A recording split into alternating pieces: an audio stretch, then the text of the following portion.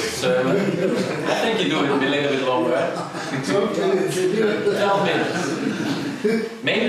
Maybe African people can listen better than European people, because it's been analyzed that people can only listen 12 minutes. European people. We are not used to listen anymore. Maybe you are still used to in our listen. times at school. Yeah. We were taught that it's 15 minutes or sermon. But nowadays it's longer. It's not, but maybe it's more alive. That's possible. It's more alive. That's possible. I don't know. But anyway, I have to talk about a lot of things, and so I need my time, but not too long.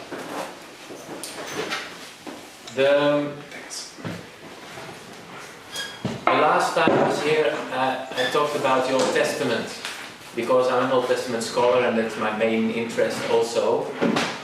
And I've chosen this evening a topic which also is Old Testament, but not only Old Testament. It also speaks about the glory of God and things you can bring into your churches maybe. We'll see at the end if you can say, okay, yeah, this is something we can use or not. But anyway, hopefully you learn something about the Old Testament, and it's always good, isn't it? I think, well, that's a given. The Old Testament has to be interpreted. Okay, I don't want to get in all these exegetical things. I won't do that. That's what you learn at the university normally, if you have the Old Testament modules. But you can interpret the Old Testament in many ways. You can interpret it in a translation and just read it. A couple of examples. Is for me, when I read the Old Testament as an academic, not as a Christian, but as an academic, then I'm always trying to get deeper into the text. I'm trying to get behind the text, behind the metaphors that the writers are using, behind the imagery, into the structure of the text. There is so much more to say about the Old Testament and the text than only the surface. And I will repeat in a very short way what I mean. Well, if you were here last year, then maybe you remember I talked about the thorns and the thistles. Lots of prophets in the Bible use this imagery of thorns and thistles. You know, these plants are growing in the fields, and if you don't get them out, they will overgrow the crops, they will overgrow the corn, they will overgrow the grain, etc. So we have to get them out. And there are some texts in the Bible, or some prophets are saying, if you don't weed out your field, if you don't remove the thorns and thistles, they will overgrow all your field. So that's an imagery. That's just what it says, nothing more.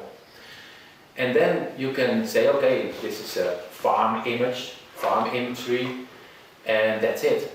He's talking about farming or something like that. But actually what he's talking about is something else. That's metaphorical meaning. He's talking about your life. What the prophet actually is saying when he says you have to get the thorns and thistles out of your land, because otherwise everything will be overgrown and you won't have a harvest, and then you won't have nothing to eat, and then you will die. Okay? That's actually what he's saying about your life. You have to get rid of your sins. You have to get rid of injustice. You have to do the laws of God, what is written in the Bible. And that's what the prophets are saying. If you don't do that, if you do injustice, and if you do sin, and if you don't follow the rules of God, then you actually don't entertain, how do you say that? Maintain your own field or your own life. And then your life will be overgrown with thorns and thistles, and you will die. So I can say a lot more about it, but I did it last year. So.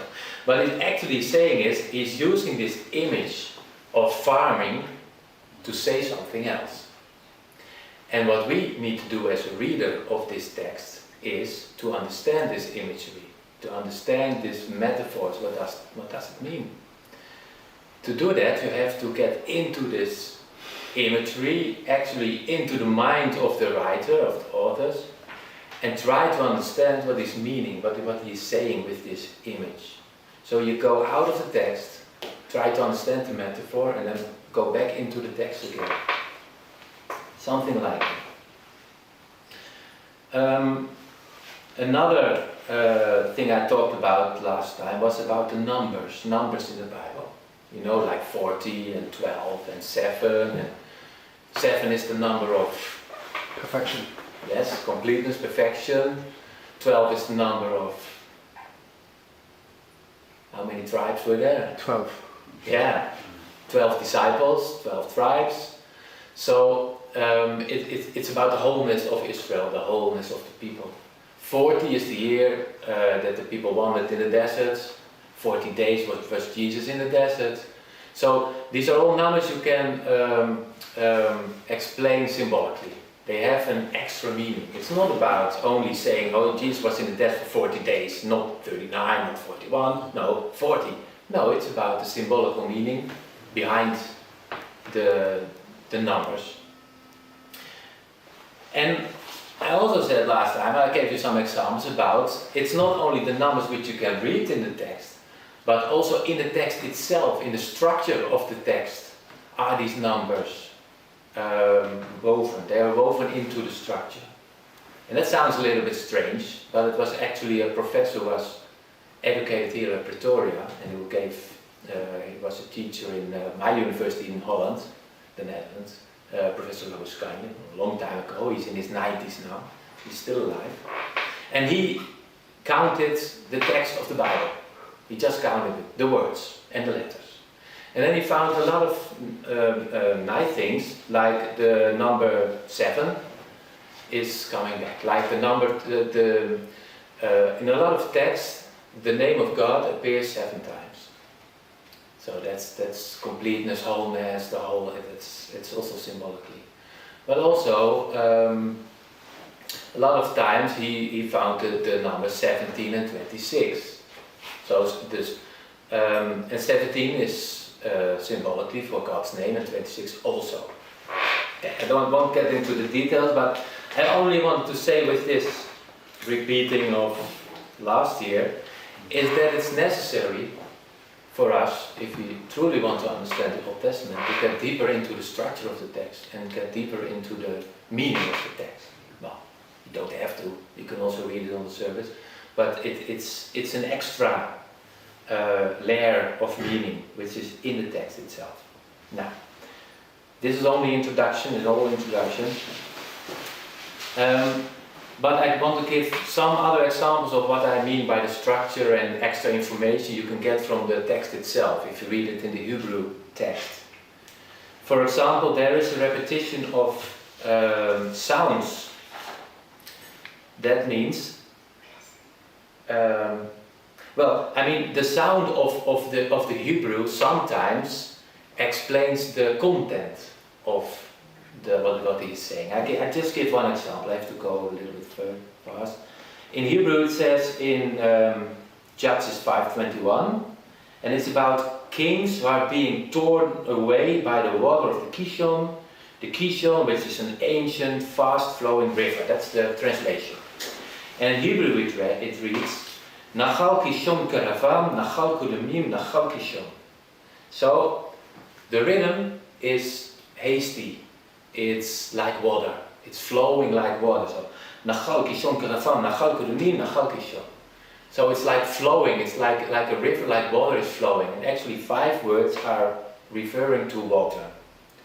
So it doesn't change the meaning of the text, but it's very nice to see it, that the content and how it sounds, that it's the same.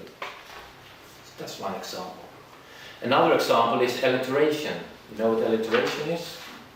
It means that they use in a sentence the same word, the same letters after each other.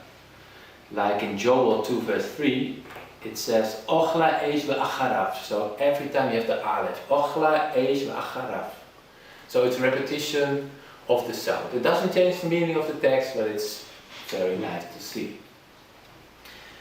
Another thing which is a little bit more important for the meaning and as a figure of style.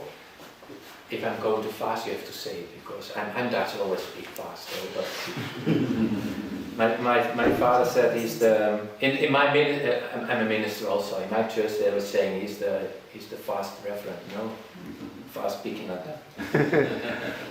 And that they said after 10 years. So I think, say it to me in the beginning, then I can change it and speak more slowly, but they say it after 10 years. It's really something Belgian. They never say what they think. Okay. Acrostichon is a style figure, which means that every sentence starts with the following letter of the alphabet. So the first sentence begins with an Aleph, which is the first letter of the Hebrew alphabet. The second sentence starts with the Bet, which is the second letter of the Hebrew alphabet. And then so on and so on and so on, until you have 22 verses. Hello. And you see this style figure in some books, well, especially in Klaagliederen, second book of Jeremiah. How's it called in English? Lamentations. Lamentations, of course. Yeah, Lamentations. Lamentations has got 5 chapters. 4 of them has an acrostichon. So the following letters, each sentence begins with the following letter of the alphabet. It's 4 times. So each chapter has 22 sentences. It's very nice structured, it's beautifully structured. But Psalm 9 and 10 also have an acrostichon. And we count Psalm 9 and 10 as 2 different psalms. And that's what I mean with the structure. If you look at the acrostichon, then the acrostichon begins in 9 verses 1 and it stops at the last sentence of Psalm 10. Yeah. So it means, what does it mean? That Psalm 9 and 10 are actually one psalm and not 2. Okay? So the structure says that it's 2, but that is only 1. Okay. Another style figure is a concentric structure. Did you have that on your Old Testament module? It's actually very simple. You have 5, maybe, let's say you have 5 sentences. The first sentence is an announcement of something. The second sentence says something else. The third sentence says also something else. And then you have a repetition of the first 2 sentences. So you got the A, B, C, B, A structure. It's like a circle. So the beginning and the end is the same message. And then the second verse and the not last verse has the same meaning. And now, why is this important? Because what is important, according to the writer, is in the middle of this concentric structure. So the writer is actually pointing the reader to what he thinks is the most important thing of this text. That's why it's also important to look at this structure. Now, and the last example, and then I get to the paper. And that's a very nice one, I guess. Sometimes you have in the Bible a text which you can't make anything out of it. It's a confused text. And then a lot of people say the text is corrupted because maybe the copyist made a mistake, or the writer did make a mistake, or whatever. It's a mistake. Something is confused. It's not right. Isaiah 28 verses 10. It has a sentence. It says Tzaf la tzaf, tzaf la tzaf, kaf la kaf, kaf la kaf. You can't make anything right. But still, you have to translate it. So sometimes it's translated as commandment on commandment, rule on rule, here something, there something, or here a small one, there a small one. Actually, it's a confused text. It's a wrong text. You can't make anything out of it. So then you can say, okay, that's it. But now you can also look at the context in which the sentence is standing. Some sentences before, the author is talking about the priests who drink wine and are a little bit drunk and can't speak properly. It says here. Even the priests are staggering of the wine. They are confused by the wine. They make them see visions and they do all kinds of strange sayings. And then you get this message. Tzaf la tzaf, tzaf la tzaf, kaf la kaf, kaf la kaf. So you can actually say that's how they speak. These confused, drunken priests speak indeed confused language. So the writer was not mistaken, it was intentionally written as a confused text. Okay. So I think that those are funny things. Can I ask a question? Yes, of course. Before you enter into, when you talk about that calf, not calf, whatever. Yeah. And we are reflecting here about maybe priests who are drunk. You know, there is this thing called tongues. And in many Pentecostal churches here in South Africa, you know, somebody will be like preaching, and while preaching, then start to say this kind of word. How do we make that out of this? How do we interpret that? Isn't that's the talk of the Holy Spirit, isn't it? Yeah, the Holy Tongue. It's for them. It's a proof that they are in the Spirit. No? They prove that they're in the Spirit. The Spirit has taken them over. The Holy Spirit. It's a proof for that. It's in the New Testament. So speaking in tongues. Because I wanted to relate it to what Isaiah 28 tells is saying about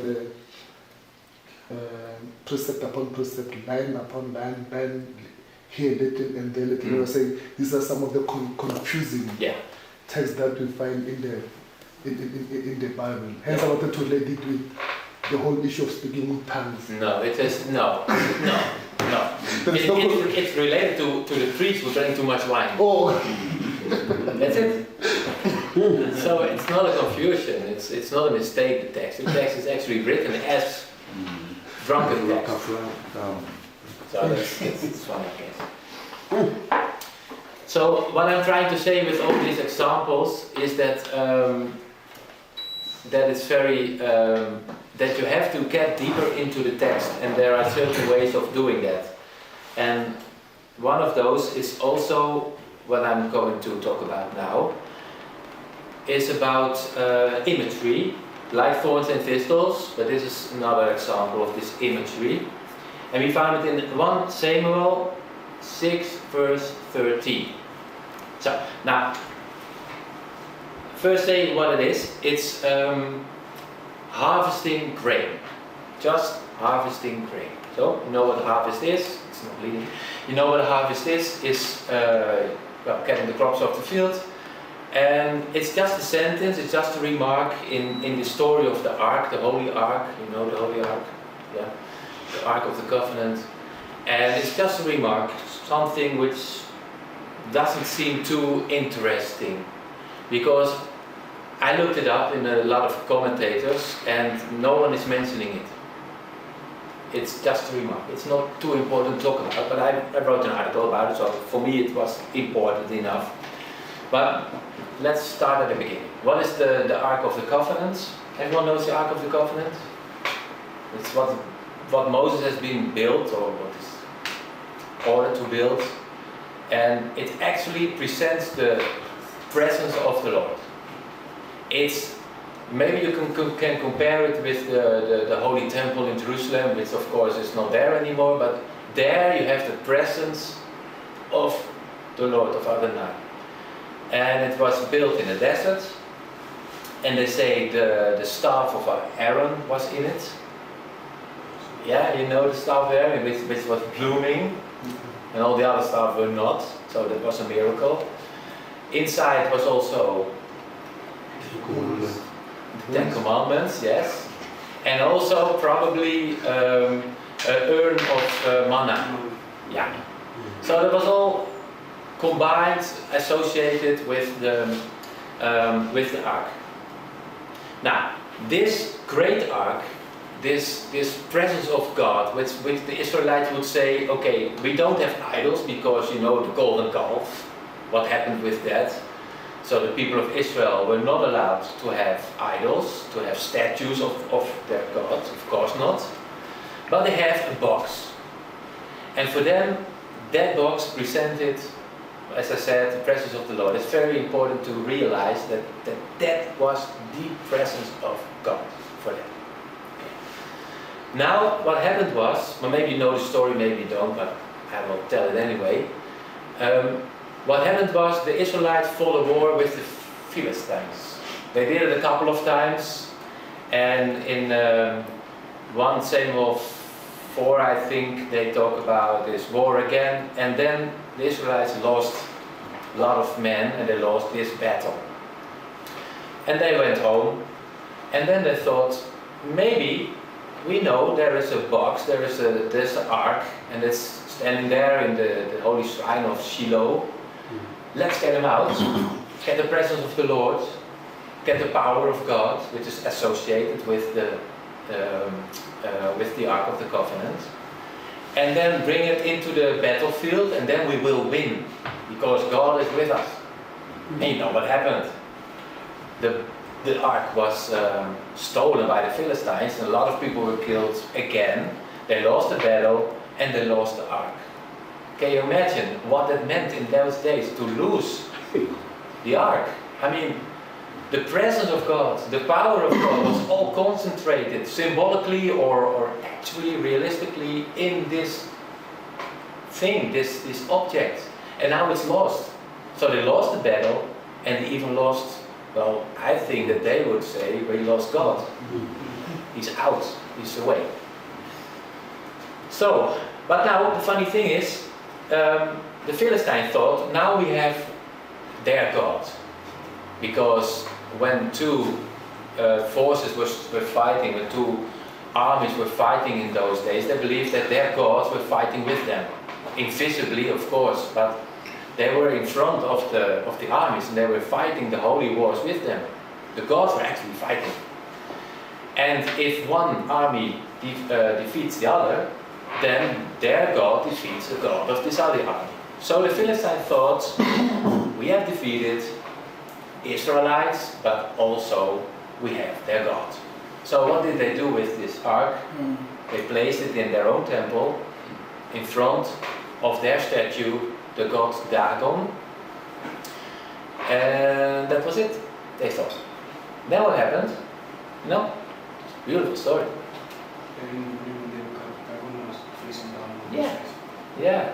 The statue fell down on his face. It's a very disgracing. Well, actually not disgracing. It's a admiration. You know, when you kneel, it's kneeling down. It's bowing. Yeah, it's bowing.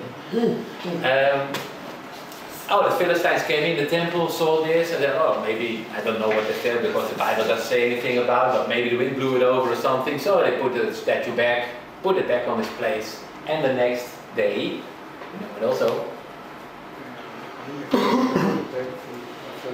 he fell again, but now it was broken. So the head was broken off, and the hands were on the how do you call it, by the door, the thing on the ground where the door is, in the door opening. So that was not all. So their God fell down for the presence of the God. And now what also happened was there broke a pestilence out. People were dying because of illnesses and other disaster things happening. So the Philistines thought, okay, we should get rid of this ark and we send it to another city, let them deal with it. Same thing happens. Pestilence broke out, a lot of people were dying, diseases, all kind of things. So they shipped it to another city. And after 5 times they finally realized that this God can't be held. It's too powerful. So they came up with a plan. And they said, okay, we put it on a wagon. We put this ark on it. We take 2 oxes, which are being still with their mother, 2 cows. And we put it in front of the wagon. And if it's going back to Israel, then we certainly know that it's God, their God, which is leading the way. And that's what happened. So the cows, and that's the funny thing in the story, they were moving, that's what the story says, they were moving all the way to Israel, and they're going straight to Israel, back to Israel. So in this setting, so this is all setting. In this setting, no, the ark was gone for 7 months. They thought they had lost God. The ark was gone, and then it came back on its own. And at that moment, and I'll come to my thing, at that moment the author writes the Beit Shemitim, so the Israelites were harvesting grain in the valley. So that's it. So I'm thinking it must be important, because otherwise why would he write that? So then you look at commentators and they're saying, oh, that's about the ark returning in the summertime, because harvesting of grain in Israel is May, June. So it's about the season or something like that. Then I think that's a little bit stupid, because you have this great ark returning. It's one of the biggest stories in the Bible. And then the most important thing you can say is it's returning in summertime. So, okay. So I was thinking there must be more to it. And then I come to my introduction. You have to look deeper in the text. So what I did is, I get this text out, like the harvesting of grain, out of the text, and see if there are associations connected to harvest and grain outside of the text, see what kind of connections are there, and then put the connections back into the text again. So I will briefly go over this association, because I found some associations. What I mean with associations is the writer wrote this text, or the text came into existence, whatever, but there was someone who wrote this text. And what was he thinking when he wrote this text? What was his imagery, his associations about grain, about harvest? That's what I'm interested in. And those don't have to be the same associations as we have. Because if I say water, I said it last year also, but it's a very good example. If I say water to you, you have all kinds of associations. And if you call a relative in Cape Town and you say water to him or to her, then he or she has got other kind of associations, because it's much drier over there. When I arrived yesterday morning, it was raining and I didn't like it. But I guess you liked it, because you need the rain. But I'm coming out of the rain, so I like it. When I come to Africa, I want to see sun, you know? So, doesn't matter. But you have all these kind of associations, and of course it's very difficult to get into the mind of someone who lived 1500 years ago. But I still try to do it, because for me it's an interesting thing to do. Okay. So the first associations is the grain and the god Dagon. You know, or maybe you don't know, the word for grain in Hebrew is Dagan. And the god's name is Dagon. It's got the same letters, because you know in Hebrew you only have not the vowels, but the other things. You know? You write with vowels and with consonants. Thank you very much. Yes, that's something I forget a word. And so you only write with consonants, so it's got the same consonants. So there is a connection between grain and this Dagon. And Dagon actually was a Mesopotamian grain god. Mm-hmm. But he was also a Philistine fish god. So there's a lot of imagery around this. But actually there is a connection, that's undeniable. And maybe the Hebrew word for grain comes from this god, because it was a grain god, and then you take his name and it comes into your own language. Maybe, we don't know, but there is some kind of connection. I will come later to what that means for our text. Second association is harvest has got actually two meanings in the Bible. Harvest means the blessing of God, because you harvest food and that means life. But it's also being used by prophets to say, to speak about other tribes or other people, about your time will come. God will harvest you, but not in a good way. He will cut you down, like you cut grain or corn. And even Hosea talks about Judah. He said, oh, also for Judah there is a harvest. God has a harvest for you, but not in a nice way. They were in front of the Jordan River. And the priest stepped inside the river with the ark on the shoulders. And what happened then? Yeah, it dried up. Yeah. So at the moment they were standing in the middle of the river, it dried up. So it has, and I didn't get into that, but it has got a lot of associations also, this story, with the entering of the people. The people entering the promised land, the Ark of Covenant entering the promised land. It's the same movement. And it's got a lot of associations also. It's another article. And at the moment that they entered the land, the people walked through the dry river into the promised land, saw the ark, entered, and the first thing which is said in Joshua somewhere, it's that they ate what the land provided. Yeah. And what did they eat? What did they eat? Sorry. That's yeah. And they ate corn, grain. They made bread of the grain. So they entered the land. First thing to do, the manna stopped because it wasn't necessary anymore. They entered the promised land. The promised land was a God-given blessing. And God said, now you can eat from the land and you eat your own grain and your own bread. I don't think that's a coincidence.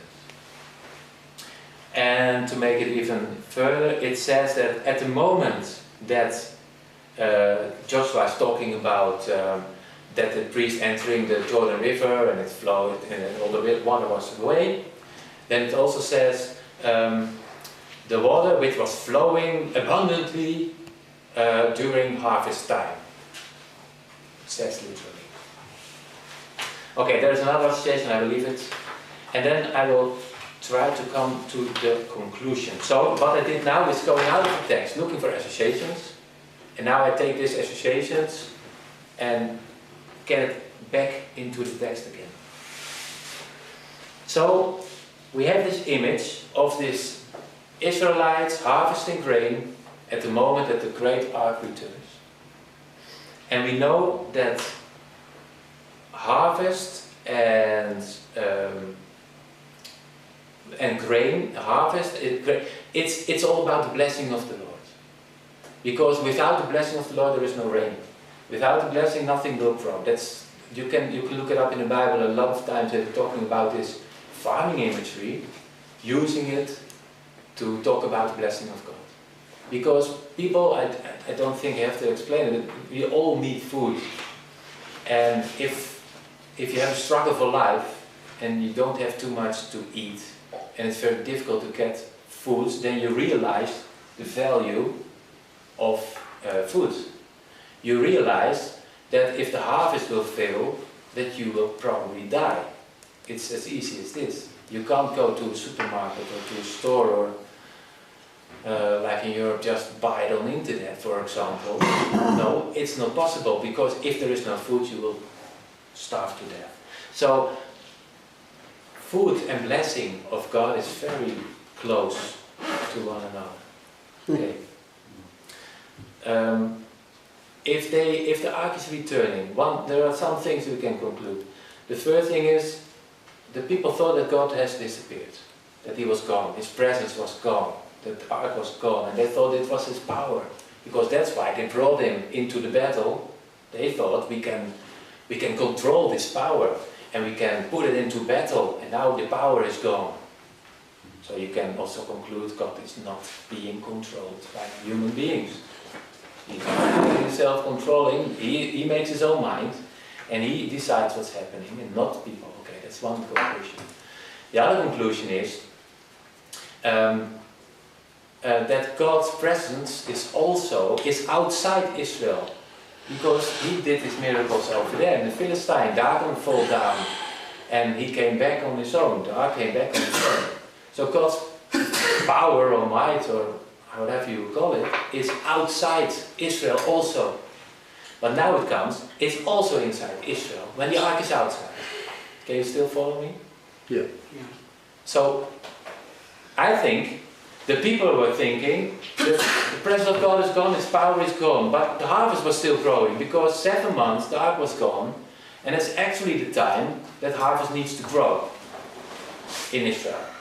It's approximately 7 months. So the ark is gone. Growing of harvest is God's blessing. It is still growing because they were harvesting when the ark returns. So God's blessing just went on. It wasn't gone. So you can talk about it, think about that a little bit further if you want to. It's got a lot of theological implications. And also, when the ark returns and the people are harvesting, it actually says everything is all right. Because I'm returning, no, not I'm letting the ark return. You have your harvest, I have my blessing, everything is actually okay. The Israelites did something wrong by taking the ark out into the battle, but I've forgiven them, it's all right. I think that's behind this story. And also the other way. So we talk about life for the Israelites. Harvest and grain is life, is blessing, but it means death for the Philistines. They thought we can have this ark, and it means death because they were dying. Their grain were eaten by the mice. There is pestilence. And then God decides, okay, now I come back. So, death for them, life for the Israelites. And it's actually God who decides what He blesses or not. I think this sums this up quite nicely. Let's see if I have something more to say. No. Yeah, something like that. I can talk a lot more, but then it's only details. So, yeah, I can sum it up. Harvest is life. Power of God is inside and outside Israel. He blesses the people. God makes His own choices. He's not being controlled. And He is the master of life. And that's it. Thank you. Colleagues, I'm going to on this matter, harvest and grain, the Ark of the Covenant, life and death, life for others and death for others and death for others and life for others. But I want to start this conversation, especially with this whole issue of the Ark of the Covenant. I'm of the opinion, or even I'm not an Old or New Testament scholar, but I think I'm of the opinion that wasn't it God who commanded Israel to come up with this whole concept of the Ark of the Covenant? Because in the tabernacle, that's where, like when they were journeying, that's where this Ark was kept, like the presence of God all the time. Mm-hmm. But then when you go to your conclusion, we see the ark is not there, but the blessings still continue. But in the past, we always have something like the absence of God. It means doom to Israel. Like how do you relate? How do you connect? Yeah. First of all, the ark was indeed commanded to be built in Exodus. There's a text, you have to build it like this, you have this measurement, and you have to build a tabernacle and everything. It's all explained. I think what this story wants to tell us, and it's very important, is that the Israelites... Okay, look, you have this Ark of the Covenant. It's a very important object. And it's got a lot of connections with the presence of God, symbolically or not symbolically. And it's connected with God in lots of ways. But now, you can refer to the golden calf history also. God says, when Moses came off the mountain and saw that they were worshipping a golden calf, you know what Moses did? He burned the golden calf because people were not allowed to worship an idol. Now, it's the same for the Ark of the Covenant. It's all about the presence of God and His power, and it's a visibility for people to look at and to have it as a center, but it's not God itself. That's the thing. It's not the same, you know. It's the same as this image of Dagon. People in the surrounding areas, they all believe that their God, which was standing in the temple with their statue, that was their God. They actually clothe them and feed them and give them walking around with them and get them to in a council. They were sitting, or they will put them together so they can talk together. They thought that was the same as God. Their God, Baal or whatever, Dagon. You see the statue, you see the God. And I think this story of the return of the ark wants to tell the Israeli people, don't confuse the ark with God, because God is above it. He's higher. He's connected, but it's not the same. He's not. Do you know it? Can you understand it? Yeah. It's like the Bible. I mean, the Bible talks about God and talks about the Holy Spirit, about Jesus, but the Bible itself is not God. It's missiology, you understand? Yeah. You can't worship the Bible. So you are not allowed to worship the ark. And that's why the presence was outside, also inside Israel. The presence continued of the Lord. So actually it says, the Ark of the Covenant, okay, it's the power of God, yes, but God is so much more than that. You understand? Okay. After that, three things. One, at the beginning of your introductions there, you talked about a confused text. So it raised an eyebrow for me about the issue of the reduction criticism. When the canon was being put together for such text, why didn't they look critically to such to make it a point that when it arrives to this juncture that we are, it does not cause a confusion because of it's more apocalyptic. When I read from your introductions that the text is a bit confused or dark. Well, it's confused by not by accident. It's meant to be confusing, the text. This sentence was meant to be confused. Okay.